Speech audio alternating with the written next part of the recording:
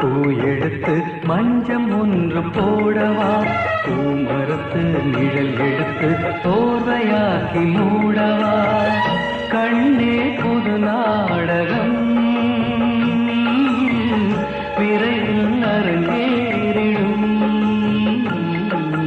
மாமரத்து பூ எடுத்து மஞ்சம் ஒன்று போடவா, பூமரத்து நிழல் எடுத்து போர்வையாக்கி மூடவா.